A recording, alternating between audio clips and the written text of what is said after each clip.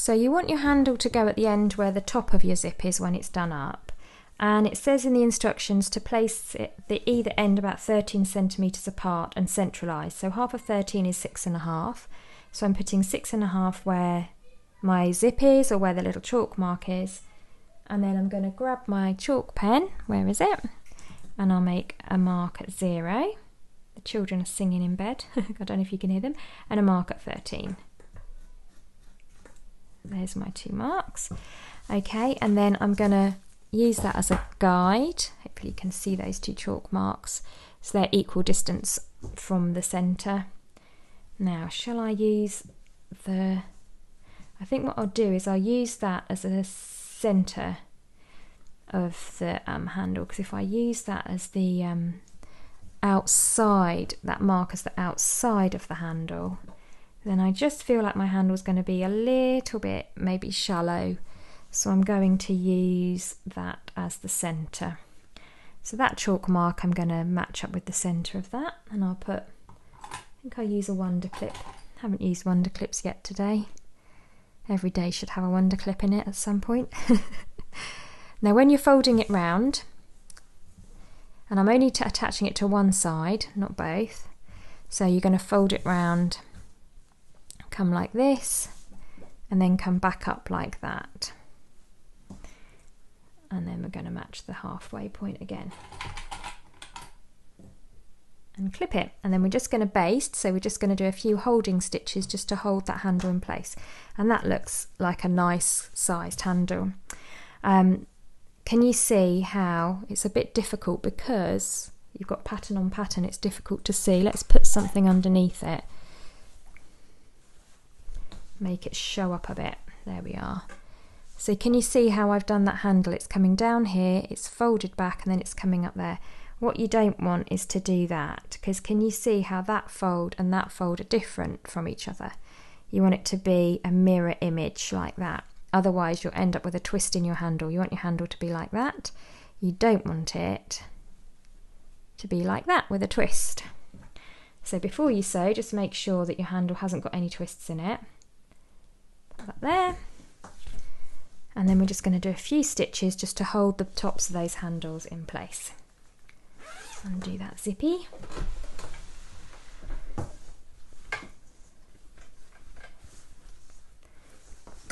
I've got a new clamp to hold my phone, I hope, and it's got a light with it, so if it looks a bit different this video, that's why. It's really nice and bright, this light that's attached to my clamp.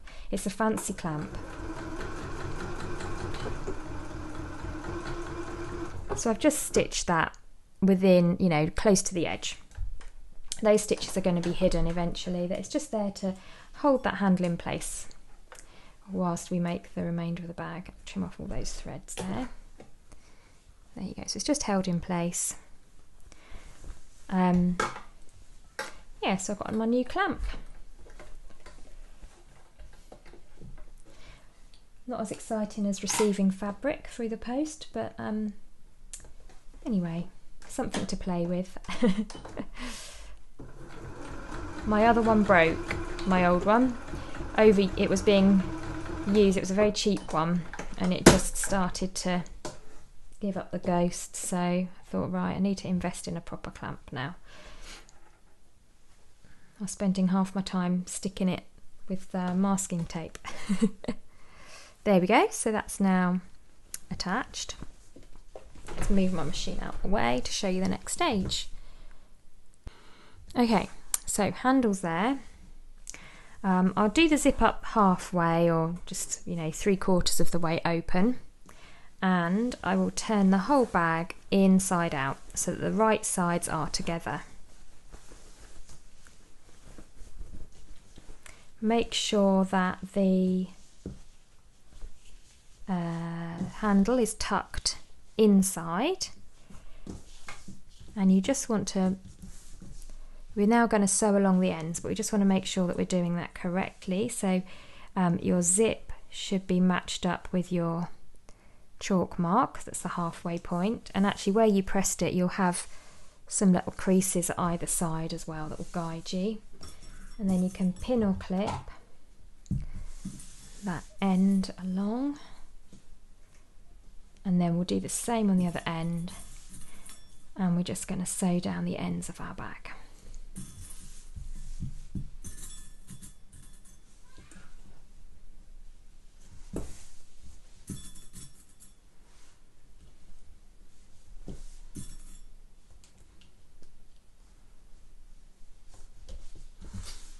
Okay, straighten and flatten that out nicely on the other side.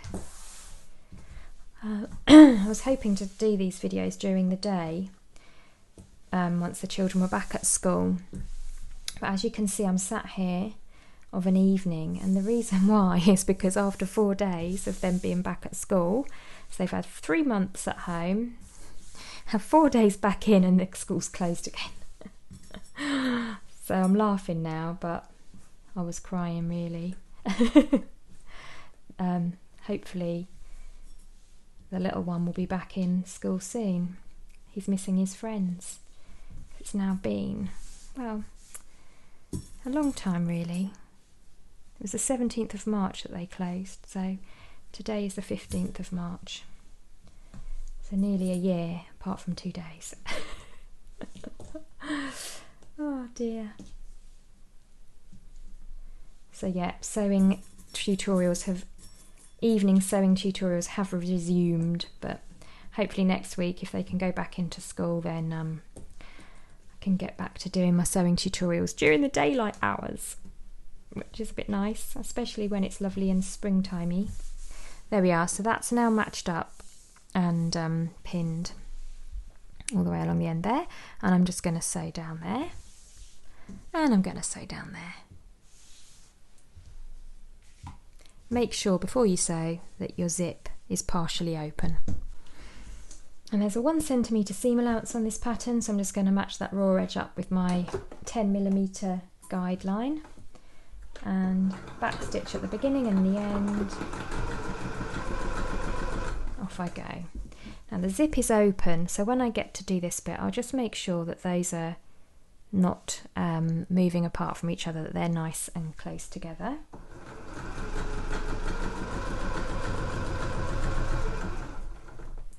Taking pins out as I go, I don't want to sew over the top of my pins.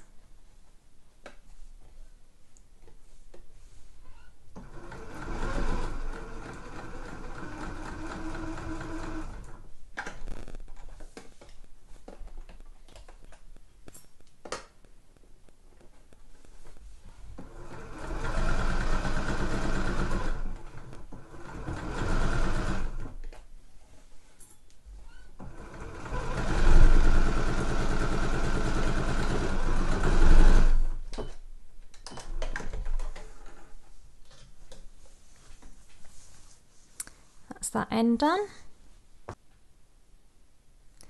Same again on the other side.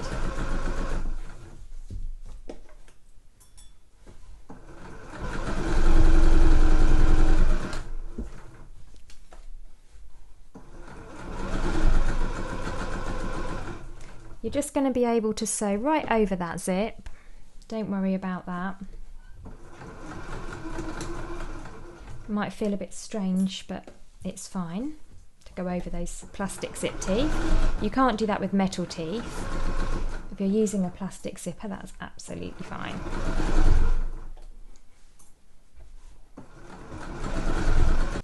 Okay, so I can now get rid of this tail. So I use my snips and I will just cut that off. Don't worry, because it's all sewn across there, so it's all encased. If you want to, because you've now gotten rid of those metal stoppers, you can just go back over the top and kind of do a bar tack there to make that extra strong, with all of the opening and closing. You know, it is a bit of a point of weakness. So in fact, you know what, let's just do that quickly. Let's do things properly. Just go back over my stitching, just and backwards. And we've reinforced that area now. There we go. That didn't take long, and it's a nice little extra stage to do. So yeah, when cutting off your zip, I meant to say use your craft scissors, or don't use your best, you know, your best quality fabric scissors for chopping through zip. So we're nearly there. We've got one more little exciting stage to do, which we'll need our chalk pen and our ruler for again. And that is to create the gusset. Now what does it say? You've got to turn each side in by 4 centimetres. So I'm looking at the side, I'm still on the wrong side of the bag. I'm looking at the side with the zip. And I'm just going to measure 4 centimetres in. And then once I've made my 4 centimetre chalk mark, I'll come in at 8 centimetres and make another mark again. So 4 and 8. Same on the other side. 4 and 8. And I'm going to do that on both the top and the bottom.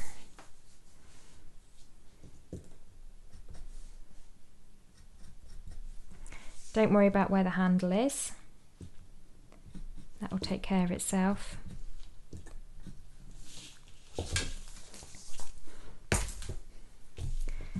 And now, oh, I threw my tape measure out the way. It landed on my computer and switched my screen on. It made me jump.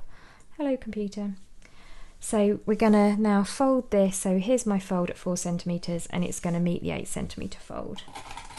And I just put a little wonder clip in there.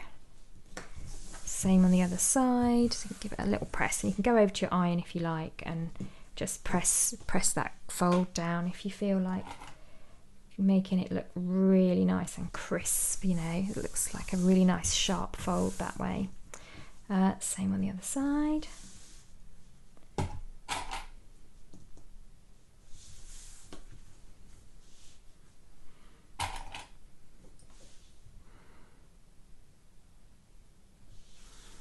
There we go. So I've now made my gussets, and I'm going to just sew on top of my original line of stitching. I'm just going to sew along there, and I'm going to do that on each one just to secure that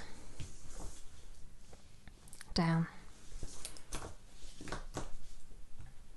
Yeah, so I've 4 centimetre folded over, and I am just going to go back over my original line of stitching and sew that down, and that will make that nice gusset which will give the bag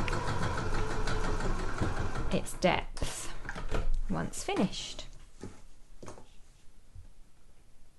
Make it feel like, even though it's the same size, it'll just feel like it's got a bit more space.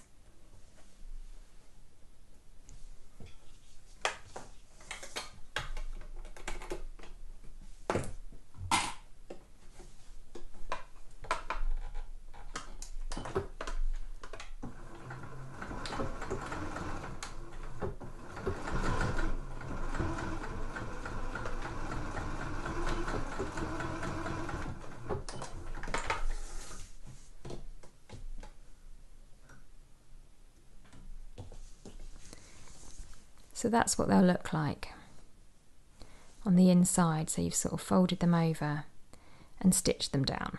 Do that on all 4 corners. There we are. So that's you've now got your little folds there. We've got one more stage to do before turning it through. And that is just to finish off these raw edges. And if you've got an overlocker, you can just overlock along there. On both sides, just so that you know, keeps those raw edges in check. They're not going to fray. Or if you've got if you're using a sewing machine, you don't have an overlocker, you can just zigzag along there. So I'll show you how to do the zigzag. You're going to do that on both ends, and just choose the zigzag program on your machine. And you just want to make sure, you'll see the needle jog from side to side. You just want to make sure that that's kind of, oh, my machine does 5 straight stitches first. I'm just doing it by hand slowly so that you can see. Did you see the needle hop over then? I don't know how clear that is for you to see the position of the needle there. But you know, it kind of jogging over to just kind of cross over and hug that raw edge. Can you see that needle hopping over from side to side?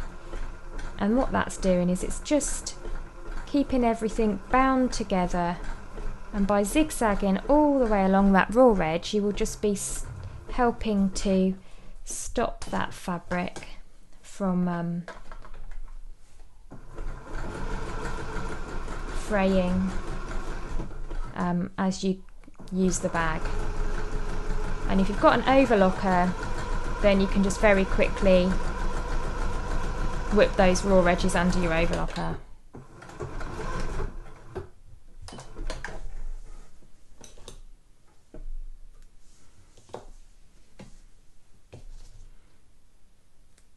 And you can experiment if you're going to use your sewing machine to do that zigzag edge. You can experiment with different widths and lengths of zigzag until you get something that you're kind of happy with. But basically, that is the idea with that. So once we've neatened off both of those raw edges, then we're done. Just going to find any of those stray threads there and trim them off as well. And we can turn our bag right sides out, the moment of truth. You don't need to trim the corners because you've got a nice square corner anyway. It will just naturally kind of create a nice sharp turning anyway, so you don't need to trim the corners. Just make sure that you push each corner out. We'll pretend that I've overlocked both ends. I only did one. I shall go back and do that in a minute.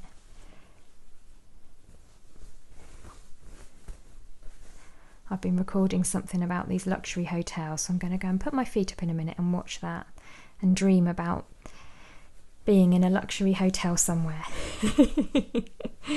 Who would like a sewing retreat? That's a good question. Someone was asking me the other day about sewing retreats when we can all travel again. Wouldn't that be nice? Okay, there we are. Ta-da! And there you have your gorgeous booty bag. One last finishing touch. I always like to put a little bit of ribbon on the end of my zips. So just take a piece of ribbon and fold in half. You've got a teensy weensy hole at the end of your zip there that you can pull it through. You need, oh sorry, can't see that, can you? I'll do that again. I'll just push that through the end of the zip there. You need to have a little bit of dexterity to do this. If you're finding it tricky, another tip is to grab a pin and just pull it through gently like that.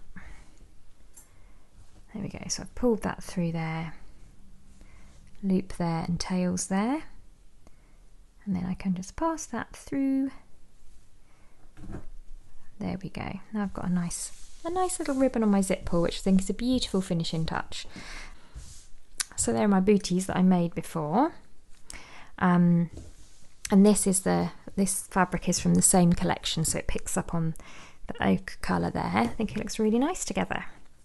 I was thinking actually when I was making this, you could even make a really nice pretty extra feature by using contrast fabrics for the handle and the main bit of the bag. Or if you wanted to make life easy, you could use a bit of webbing actually, a bit of herringbone tape, 2.5 centimetre wide cotton tape for a handle there, and that would make this project even quicker than it already is. So it's a great little project. As you can see, when you open that up, those gussets that you sewed in just make that really nice and big. And my booties, there you go, put them like that.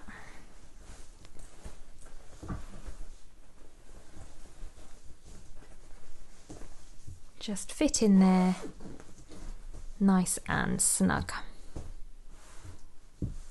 So I hope you have fun with that and you enjoy making your own. Do let me know in the comments how you get along. Any questions, of course, I'm always happy to help. And thank you very much for watching. If you want to get any of the bits needed to make this, then you can go to flyingbobbins.com, where I sell the pattern for the booties and the bag and the slippers, as well as all the fabric packs that you need to make these projects. And please do subscribe and all that jazz. Give me a thumbs up if you've enjoyed sewing with me today, and I shall see you very soon, hopefully, because I'm planning next on making the Tilly and the Buttons Lotta dress, which I'm very, very excited about. So a real good bit of dressmaking going on very, very soon. So thanks and bye for now. See you all very soon. Bye bye.